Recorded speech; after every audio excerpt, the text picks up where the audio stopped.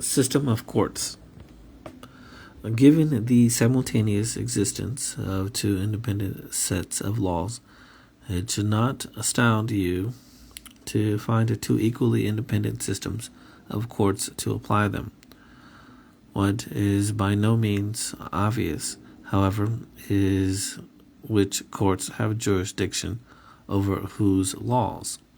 The simplest arrangement would be one in which the federal court hears issues of federal law only, leaving state questions to state courts. Would that life were so simple. But history and the Constitution have wrought otherwise.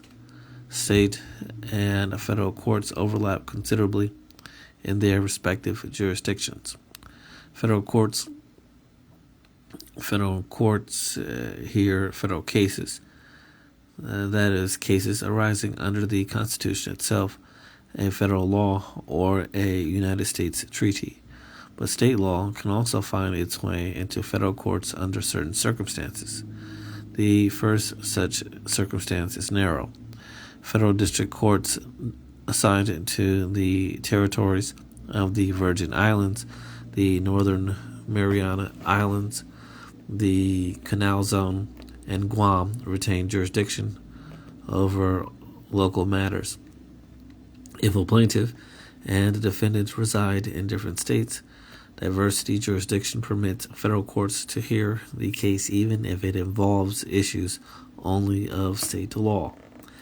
This jurisdictional grant was written into the Constitution to provide out-of-state litigants with an alternative to local courts, which were viewed as susceptible to regional interests and bias.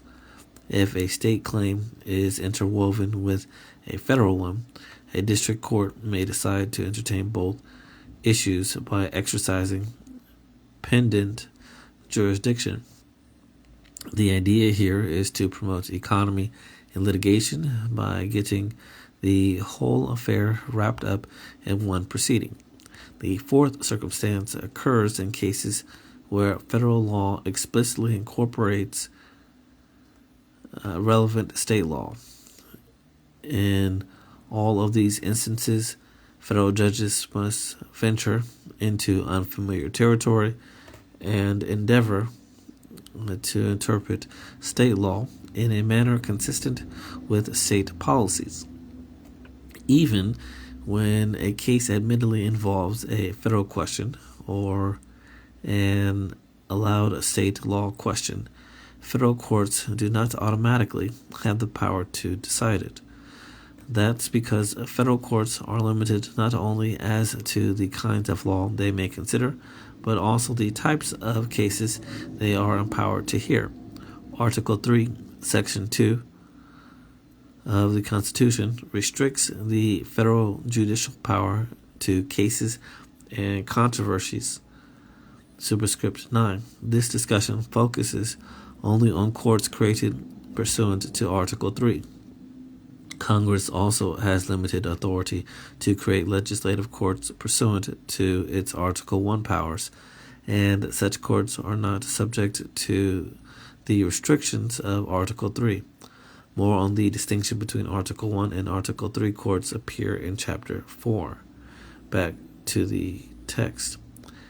At first blush, these words seem to state the obvious. After all, every lawsuit is a case, and why would anyone go to court in the absence of a controversy? There's more to it, of course. Numerous decisions have given substance to these seemingly hollow terms, imposing a series of prerequisites for federal jurisdiction.